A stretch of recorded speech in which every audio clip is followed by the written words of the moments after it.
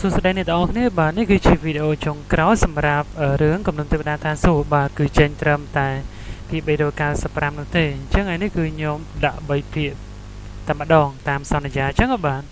ឃើញថាពេលនោះគឺឋានច័ន្ទបាទសំណាក់របស់មេតបឈានយានហើយដោយមេតបឈានយានគឺថាឋានច័ន្ទនឹងបានជួយនៅអង្គជំនុំពាណិជ្ជកម្មនៃហ្គីលអាឈមីរបស់ពួកគេនឹងច្រើនខ្លាំងណាស់ខណៈពេលគាត់នឹងនៅខាងក្រៅក្រុងបាទហើយពេលនេះគាត់ក៏បានបញ្ជូននៅកងទ័ពឈានយានរបស់គាត់នឹងត្រឡប់មកវិញអស់ហើយឋានច័ន្ទថែទាំងបានផ្ដល់នៅក្របថ្នាំបាទថ្នាំល្អបំផុតជាច្រើនក្របទៅឲ្យកងទ័ពឈានយានថែមទៀតពេលគាត់រីករាយខ្លាំងមែនទែនអញ្ចឹងក៏តទៅវិញទៀតថាខ្ញុំដឹងថាលោកមានរឿងផ្សេងទៀតដែលចង់និយាយអញ្ចឹងលោកឆាប់និយាយមកចាំបាច់អូកាឡាច្រើនជាមួយនឹងខ្ញុំនោះទេគាត់ហៅខ្លួនឯងថាក្មេងចំនួនក្រោយហើយគាត់ក៏បានលើកឡើងចំអំពីអ្នកដែលឋានច័ន្ទហ្នឹងនាំមកជាមួយនឹងពួកគេជាមួយនឹងខ្លួនណាបាទឋានច័ន្ទក៏បានប្រាប់អំពីបាទមនុស្សដែលគាត់នាំមកកាន់ឋានទេវតានេះជាទឹកដីមួយដែលឲ្យឈ្មោះថាដែនដីទេវតាមេឃាទី9មកទឹកដីបបងចោលនេះដោយផ្ទាល់តែម្ដងជួបជាមួយនឹងស៊ីវហើយក៏បានជួបជាមួយនឹងស៊ីវអូសាមកក៏បាននាំស៊ីវអូសាចូលមកក្នុងក្រុងជាមួយនឹងគាត់ហើយពេលនោះក៏ក្មួយប្រុសរបស់មេតបឈានយានក៏បាននិយាយកាត់ចង្វាក់ថាឯងបានជួយគ្រួសារឈានយានយើងច្រើនខ្លាំងណាស់ជាងយើងទុកជីវិតឲ្យឯងម្ដងទៅចោលជាងពេលនេះឯងឆាប់ចាក់ចេញពីក្រុងឲ្យលឿនទៅមិនចាំបាច់ហោហែច្រើនពេកនោះទេជាងមិនចង់ស្ដាប់ឯងនោះឡើយយើងក៏តទៅវិញថាបើសិនជាលោកមិនជឿខ្ញុំក៏មិនឲ្យទៅចោលខ្ញុំនឹងចាក់ចេញទៅខាងក្រៅក្រុងអញ្ចឹងក៏បានចាក់ចេញទៅប្រុសរបស់គាត់រៀងកតើបន្តិចបាទមិនយល់ពីសាច់ការទៅសោះលក្ខណៈថាមនុស្សរៀងឆោតអញ្ចឹងឯងជាទៅក៏មិនតបឈានយានក៏បានប្រាប់ឋានច័ន្ទឈប់សិនទៅយើងក៏ប្រាប់ទៅវិញទៀតថាអញ្ចឹងខ្ញុំសូមដាស់តឿនលោកដោយសារតែលោកធ្លាប់ចិត្តល្អជាមួយនឹងខ្ញុំមិនចង់បញ្ជុតជាមួយនឹងលោកនោះទេតែពិតសមត្ថភាពរបស់ឋានច័ន្ទគឺអាចវាយជាមួយនឹងមេតបឈានយានបានណាបាទក៏ប៉ុន្តែគាត់មិនចង់បង្កបញ្ហាហើយនឹងក៏មិនចង់បង្កនៅគ្រោះថ្នាក់ដល់កងទ័ពនៃឈានយានផងដែរមួយពេលអង្គក៏បានដើរទៅរកឋានច័ន្ទដោយនិយាយទៀតថាអ្នកគ្រប់គ្រងចាំងធ្លាប់សរសើរឯងតែឯងគឺជាមនុស្សអស្ចារ្យខ្លាំងមែនទែនថ្ងៃនេះយើងចង់ឃើញតែឯងមានសមត្ថភាពប៉ុណ្ណាទៅចង់វាយគ្នាមួយឋានច័ន្ទណាបាទក៏អ៊ំប្រុសរបស់គាត់បាទគឺមេតបឈានយាននឹងក៏បានប្រាប់ថាឯងឈប់ទៅគឺគាត់បាននិយាយហើយគឺគាត់ជឿជាក់លើឋានច័ន្ទរួចទៅហើយខ្លាចទៅឋានច័ន្ទនឹងរៀងគិតច្រើនណាបាទពួកបំណងពិតរបស់ឋានច័ន្ទគឺគាត់មិនចង់ដឹងនោះទេក្នុងពេលនេះតែបន្ទាប់ពីឋានច័ន្ទបានចូលមកក្នុងទីក្រុងឈានយាននេះដែរគឺគាត់បានជួយនៅគ្រួសារឈានយានរបស់ពួកគេជាច្រើនបាទនឹងគិតថាទង្វើទាំងអស់នេះមិនមែនខ្លាំងនោះទេហើយកំឡុងពេលនេះដោយសារតែទីក្រុងសនុកភាពចលាចលសង្ឃឹមថាឋានច័ន្ទនឹងស្នាក់នៅទីនេះបន្តទៀតធ្វើឲ្យរបស់គាត់នឹងក៏សូមបញ្ជាក់ហើយអ្វីទៅជាបែបនេះទៅវិញលោកពូក៏ប្រាប់ថាឯងចាប់បិទមាត់ទៅកុំនិយាយច្រើនអត់ប្រយោជន៍ពេកហើយគាត់សង្ឃឹមថាឋានច័ន្ទនឹងបន្តជួយនៃគ្រួសារឈានយានពួកគេបន្តទៀតឋានច័ន្ទមានសំណើអ្វីផ្សេងទៀតដែរឬក៏អត់គាត់នឹងបំពេញយ៉ាងក៏បានដើរទៅមុខដោយស្នាមញញឹមក៏និយាយថាខ្ញុំគ្រាន់តែចង់លាក់ខ្លួនឲ្យស្ងប់សុខបន្តិចកុំឲ្យមាននរណាមករំខានខ្ញុំបិសក៏បានយល់ព្រមហើយចាប់ពីពេលនេះទៅគាត់នឹងឲ្យឋានច័ន្ទនឹងស្នាក់នៅក្នុងសំណាក់ម្ចាស់ក្រុងបាទរបស់គាត់បន្តសនសិនហើយនឹងមិនឲ្យនរណាទៅរំខានគាត់នោះឡើយព្រោះរបស់គាត់នឹងកាន់តែខឹងនឹងឋានច័ន្ទបន្ថែមទៀតគាត់ក៏តបទៅកាន់អ៊ំប្រុសរបស់គាត់ទៀតថាអញ្ចឹងទៅខ្ញុំនឹងបញ្យល់ទៅកាន់បងស្រីរបស់ខ្ញុំដោយរបៀបណាទៅសង្ស័យតែយល់ហើយបាទបងស្រីរបស់វាគឺជាសាច់លក្ខណៈថាសាច់បង្កើតរបស់ខ្លួនអញ្ចឹងពូនេះលក្ខណៈថាពូថ្លៃឬទេសាច់ថ្លៃរបស់វាគឺទៅជាមិញបង្កើតអញ្ចឹងទៅបានជាវាគ្រាន់បើរតនៈនេះទៅសើទៅឋានច័ន្ទពិតជាអស្ចារ្យអញ្ចឹងចាប់ពីពេលនេះទៅគាត់នឹងតែងតាំងឋានច័ន្ទនឹងគឺជាមេតបរងនៃកងទ័ពឈានយានបាទ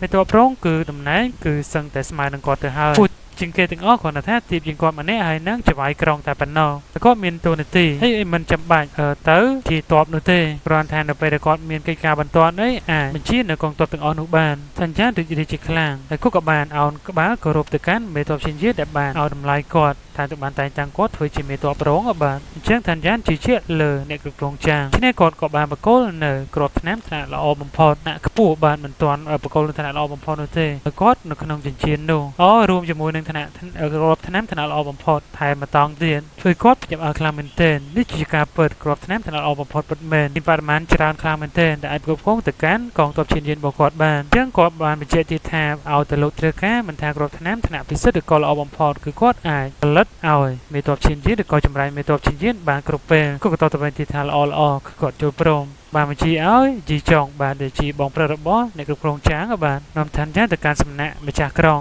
ហើយរៀបចំបាទឲ្យបានរួចរាល់របស់គាត់ក៏សូមបញ្ជាក់អញ្ចឹងគឺជាបិសាច ខ្ញុំខ្លាចតែថ្ងៃអនាគតនឹងបង្កនូវគ្រោះថ្នាក់ដល់ពួកយើងនោះទេជាងក៏បន្តទៅវិញទៀតថាដោយសារតែមូលហេតុនេះហើយទើបយើងបានរៀបចំឲ្យគាត់ទៅស្នាក់នៅឯសំណាក់នៃម្ចាស់ក្រុងនឹងឯងដើម្បីឃ្លាំមើលគាត់ផងនោះតែវាគិតថាដើម្បីសុវត្ថិភាពគួរតែកុំឲ្យវានៅក្នុងក្រុងអីតែក៏បន្តទៅវិញទៀតថាកំឡុងពេលនេះគឺពួកយើងគ្រោះថ្នាក់ខ្លាំងណាស់ហើយអាចក៏ប៉ះពាល់ដល់គ្រួសាររបស់ពួកយើងថែមទៀតអញ្ចឹងបើសិនជាមានគាត់នៅចាំជួយការពារគឺល្អខ្លាំងណាស់ក៏ទទួលបាននូវការបង្រៀនបន្ថែមទៀតពីអង្គប្រុសរបស់ខ្លួនជើងងាកមកមើលម្នាក់ស្រីទៀតខ្ញុំភ្លេចឈ្មោះម្នាក់នេះបាត់ទៅហើយសមត្ថភាពខ្លាំងក្លាមែនទែនហើយអំណាចក៏មិនសោយនោះដែរដែលបានគ្រប់គ្រងនៅគ្រួសារស៊ីម៉ាមួយហើយនឹងប្រតិចាពីរូបទៀតព្រោះតែពួកវាទាំង3ដូចជាជីជាតិខ្លាំងមែនទែនដែលដឹងថាឋានចានមិនទាន់បាត់បង់ជីវិតអ្នកក្រុមបង្កប់របស់នាងម្នាក់ទៀតក៏គោរពទៅកាន់ប្រតិចាពូគាត់សូមពិភាក្សាជាមួយនឹ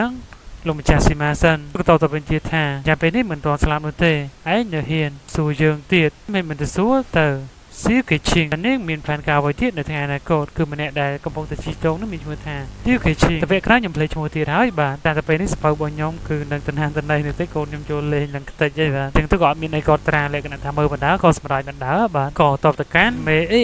អីគ្រូសាស៊ីម៉ាទីថាលោកនៅតែសួរខ្ញុំបែបនេះមែនទេហើយក៏បាននិយាយអំពី4ការពីរបស់ឋានចានដែលបានបន្ថយនៅកម្លាំងពួកគេនិងសម្រាប់កងទ័ពជាច្រើនតបមកនៅក្នុងសម្បត្តិមួយក៏បានអត់ដែរជួយទៅក្នុងដៃរបស់ម្នាក់ស្រីសៀវបាទគេឈិងគ្រូសាស៊ីម៉ាក៏ចាប់ផ្ដើមឆ្លោះប្រកែកជាមួយនឹងសៀវគេឈិងក្នុងពេលនោះដោយគាត់សួរទៅកាន់នាងទៀតថានាងនៅតែហ៊ានសួរបែបនេះមួយជើងទៀតមែនទេក្រែងនាងធ្លាប់សន្យាជាមួយនឹងយើងថានឹងជួយយើងឲ្យខ្លាយទៅជា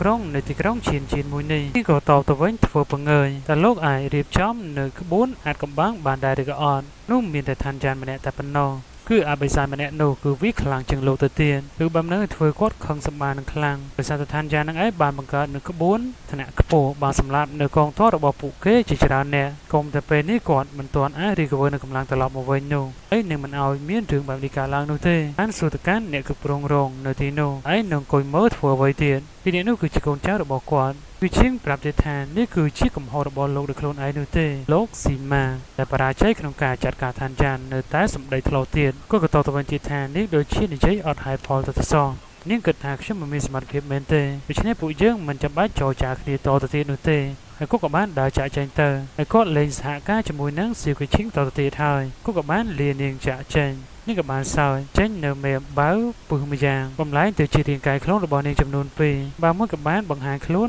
នៅចំពោះមុខរបស់គាត់នេះក៏តទៅថាលោកដូចជាដឹងយើងតិចពេកហើយតែលោកចង់ទៅចរចាជាមួយនឹងមេតបឈៀនយានមែនទេអាចជាធ្វើបែបនឹងមែនហើយគាត់នឹងផ្ដល់មេរៀនឲ្យសេកឈិងបានឃើញនេះជាអ្វីដែលគាត់អាចធ្វើបានតែនាងមិនអាចប្រឡែងឲ្យមេតបស៊ីម៉ារបូតទៅដល់យ៉ាងងាយនោះទេថានាងបានរៀបចំនៅផែនការនេះយូរណាស់មកហើយសិនជាមិនអាចរក្សាការសម្ងាត់គឺត្រូវតែសម្លាប់ចោលក៏ចង់ដឹងថានាងមានសមត្ថភាពដែរឬក៏អត់ចាប់ចូលមកក៏បានធ្វើទៅមុខលើកដៃចាត់ការនាងក៏ត្រូវនាងធាក់មួយជើងទៀតទៅលើទឹករាងកាយមួយទឹកក៏ចាប់ផ្ដើមឈ្មោះទៅមុខចាប់ផ្ដើមវិភាគគ្នាយ៉ាងខ្លាំងក្លាប្រើប្រាស់នឹងកណ្ដាប់ដៃបស៊ីមួយដៃទៀតរបស់នាងក៏បានបញ្ចេញនៅដាវរបស់ខ្លួនតិចនៅរាងកាយខ្លួននោះចោលរាងកាយដើមក៏បានបង្ហាញខ្លួននៅលើទឹកមួយនៅរាងកាយខ្លួនពីរដដែលក៏បានឈ្មោះទៅមុខហក់ឡើងទៅលើអាកាសនឹងកណ្ដាប់ដៃដើម្បីចាត់ការគាត់សាជាថ្មីគាត់អាចទប់ទល់ជាមួយនឹងរាងកាយខ្លួននេះបានចាប់ច្បាច់ករាងកាយខ្លួនទាំងពីរប្រវត្តិទៅខាងក្រោមបញ្ចេញដាត់ភ្លើងបន្តិចប្រើប្រាស់នៅព្យុះមរណៈដូចជាកូនចៅរបស់ខ្លួនអញ្ចឹងស្និតនេះគំលានៅរាងកាយខ្លួនទាំងពីររបស់នាងចោលភ្លាមតែម្ដង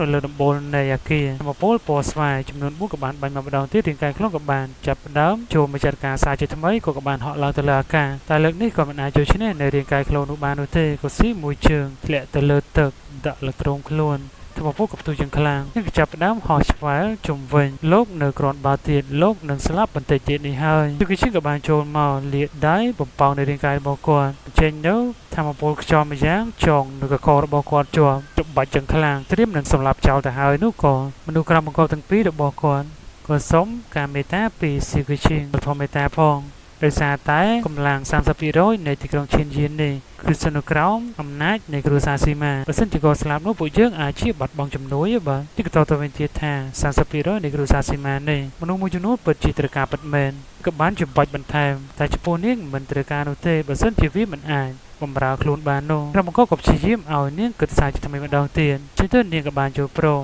ក៏សួរទីថាបើសិនជាឯងចង់រស់នោះនឹងបលែងឯទៅចុះក៏បានក្រវត្តទៅម្ខាងគាត់នឹងទុកនាងនឹងទុកឱកាសឲ្យសាស៊ីម៉ាម្ដងទៀតដើម្បីរស់រានក៏ប៉ុន្តែត្រូវប្រើប្រាស់នៅសមត្ថភាពរបស់ខ្លួនដើម្បីជួយសង្គ្រោះនៃគ្រួសាររបស់ខ្លួនផងដែរ ចាប់ពីថ្ងៃនេះទៅបើសិនជាមិនគោរពនៅបញ្ជារបស់យើងទៀតនោះឯងត្រូវតែស្លាប់នេះមានអារម្មណ៍ថាខ្លាំងខ្លាមែនទែនតែជានរណាពិតប្រាកដទៅខ្សែរឿងនៅពេលនេះក៏ស្លេកប៉ុណ្នេះសង្ឃឹមថាពីក្រោយកាន់តែល្អមកជាងនេះ